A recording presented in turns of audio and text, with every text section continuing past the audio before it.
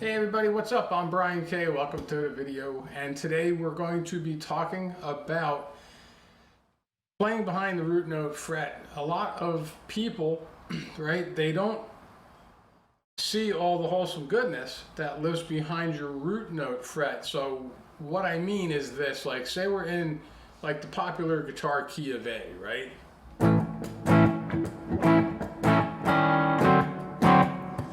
A lot of folks are going to be thinking about playing a lot of the licks and things that they know here in the position of the root note fret, which in this case is the 5th fret. We have a minor pentatonic scale here.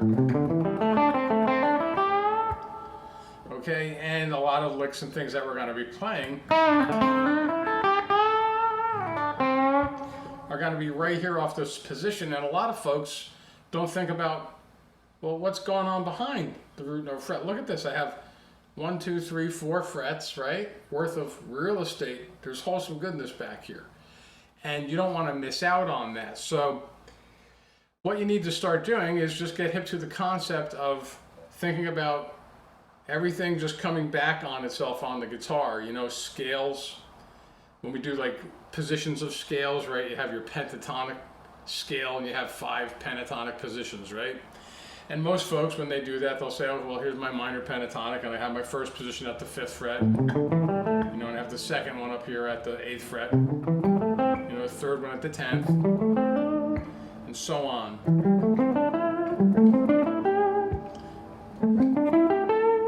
And they'll go up an octave higher, and all they think about is what's from the position that they started at to where it repeats itself an octave higher, but they don't do anything in back of the root note fret. And that's kind of, you're missing out on a lot of good stuff that can be played back here, because if all you're limited to is this part of the neighborhood of your fretboard, right, there's things that you can't do off of your chord and things back here that you would be able to do in other instances if you're thinking about this, you know.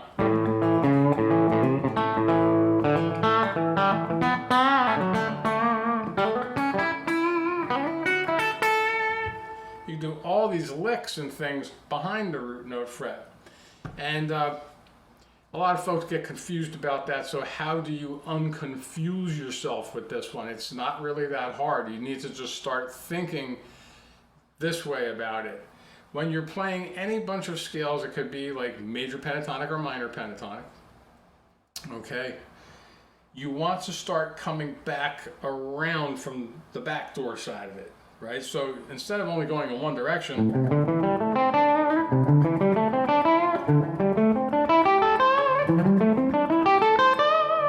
and coming up behind, I mean, you're coming up behind the octave higher, well, rinse and repeat that an octave lower. What's happening down here? You know, at the 12th fret, up here at the 12th fret can be repeated off the open strings, because that's just an octave marker, right? It's the same pitch as all the open strings that are played without fretting, you know, E, E, A, you know, B, B. All these strings are an octave higher than the open pitch, open at the 12th fret. So you need to start looking at your scale shapes. Well, what scale shape, if you're playing your minor pentatonic scale, right, lives off the E note, where you have your 4th position of your minor pentatonic? Just play it down here, right? Start getting used to doing this. And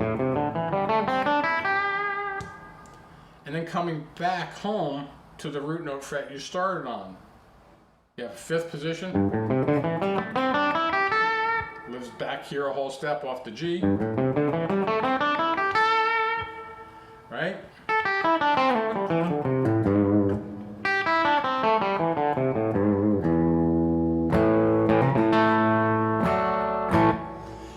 So you need to begin practicing that way, okay?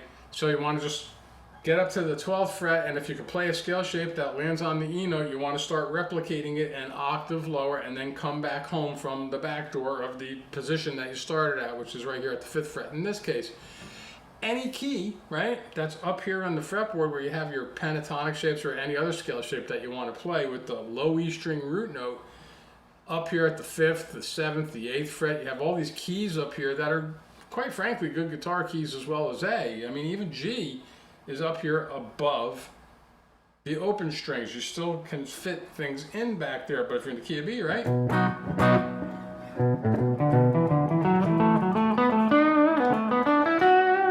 You have all those positions of your scale, pentatonic shapes, right, that live behind the root note fret, and you have all this wholesome goodness that you're missing out on. So you need to start coming back from behind the root note fret. So to give you an idea of what it sounds like when you start using this information, we'll just say we'll go here to the awesome key of A. And I'll give you some examples in real time so you can hear what's happening with this and why you want to learn how to start practicing like this.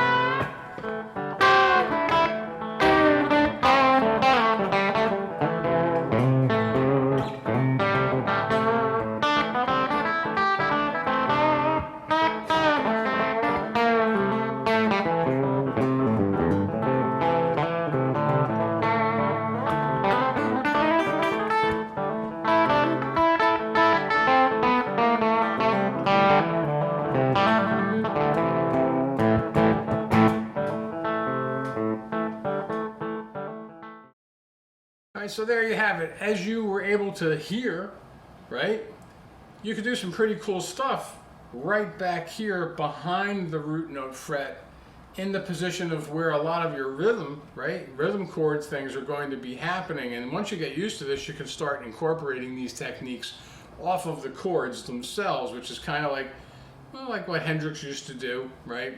He did a lot of that stuff off of the chord because he was just imposing his shapes of scales over the chords, and you're able to do some very cool things that way. The more used to this that you get, the easier it starts to become, and the more you start to see and the more you start to hear. So some announcements: I have music out there, you know, check out my music if you want to come in and support me. I got links in the description, whether it's up there, down here, wherever it is on this video that you see my description. I have links to music that I have out. I have new releases coming out regularly on Spotify and Apple Music and all the major streaming platforms. I have Bandcamp out there. The links are in the description. And if you'd like to have some private instruction, start pulling things into your playing, there's links in the description there where you can contact me about private lessons on the guitar. Okay? And until next time, get some mileage out of this, start thinking behind your root note fret, and we'll see you again next time. Peace.